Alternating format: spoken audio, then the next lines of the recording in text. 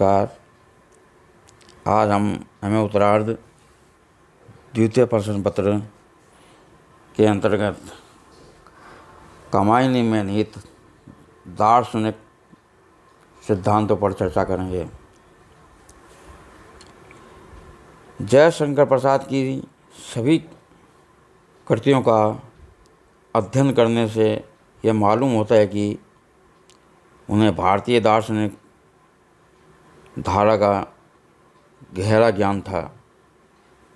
उनके व्यक्तित्व का निर्माण ही भारतीय दर्शन से किया गया था।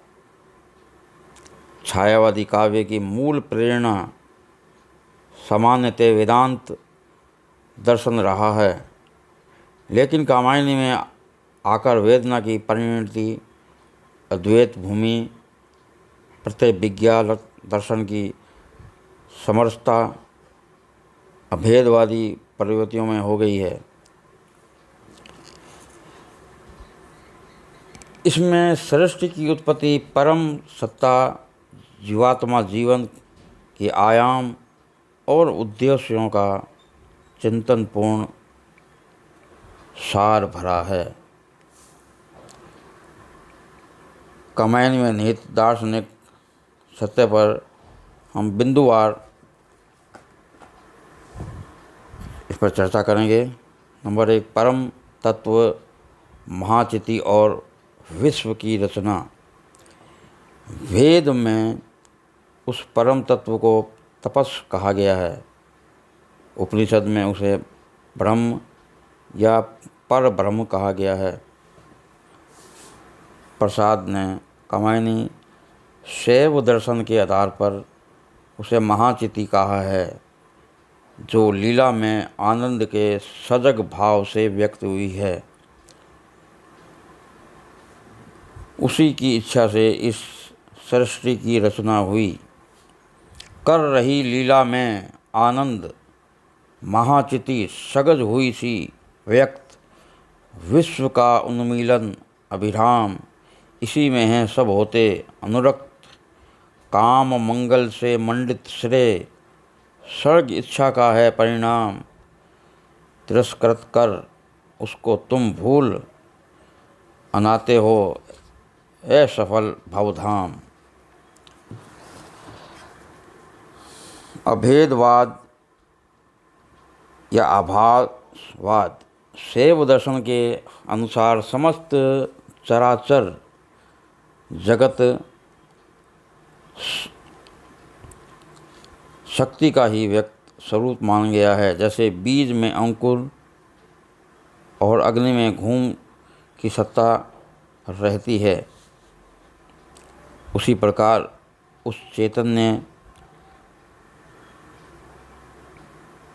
शिव में अभेद रूप से विश्व की सत्ता समाई रहती है। शंकर के अद्वैत में ब्रह्म सत्य जगत मिथ्या माना गया है, लेकिन शैव दर्शन में यह विभिन्न रूपात्मक जगत भी सत्य है, क्योंकि यह निष्पत्ति है। जगत और परमेश्वर में पूर्ण अभेद संबंध है। चिति का विराट वपु मंगल, यह सत्य सतत चिर सुंदर। नंबर 3, समरसता। प्रत्याभिज्ञा दर्शन में शिव और शक्ति की समरसता पर अधिक बल दिया गया है। दोनों साथ साथ रहकर ही शाश्वत कहलाते हैं। एक दूसरे के अभाव में दोनों बेकार है। आत्मा का परमात्मा भाव प्राप्त करके शिव रूप हो जाना ही सामरस्य है। प्रसाद ने व्यापक धरातल पर कामायनी में समरसता के सिद्धांत का पोषण किया है। विषमता की पीड़ा से व्यस्त हो रहा स्पंदित विश्व महान, यही दुख सुख विकास का सत्य यही भूमा का मधुमेह दान। नित्य समरसता का विधिकार, उमरता कारण जलधि समान।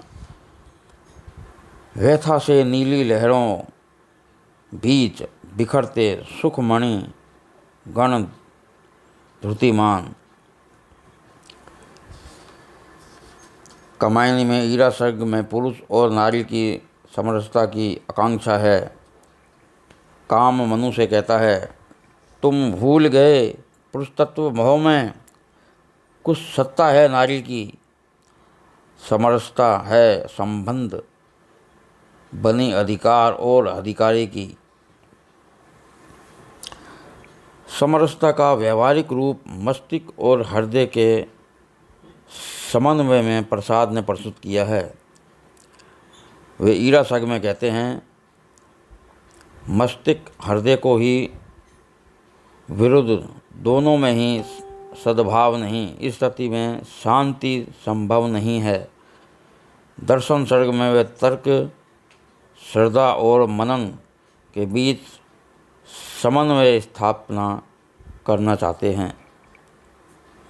श्रद्धा ने कुमार को सबकी समरसता का प्रचार करने का उपदेश दिया।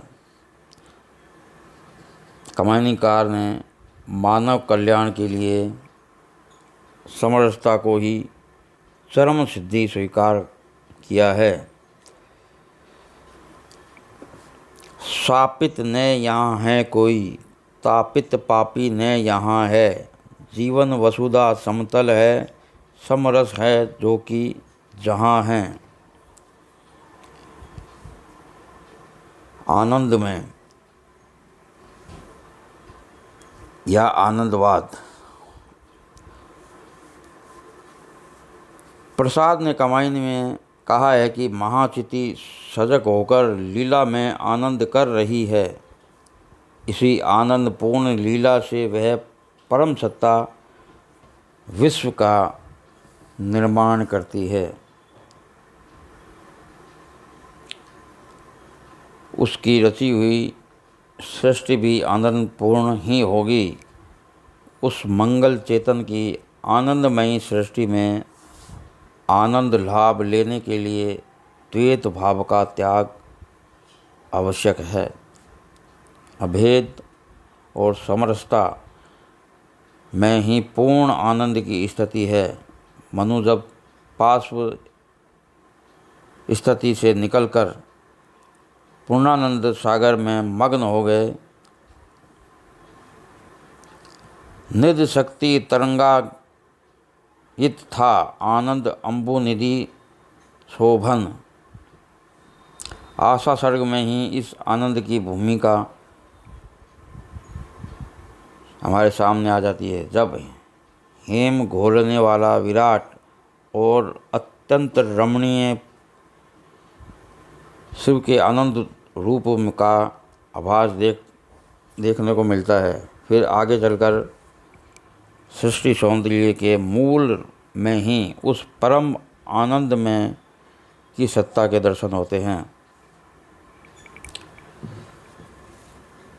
समरस थे जल या चेतन, सुंदर साकार बना था। चेतनता एक विलसती, आनंद अखंड घना था।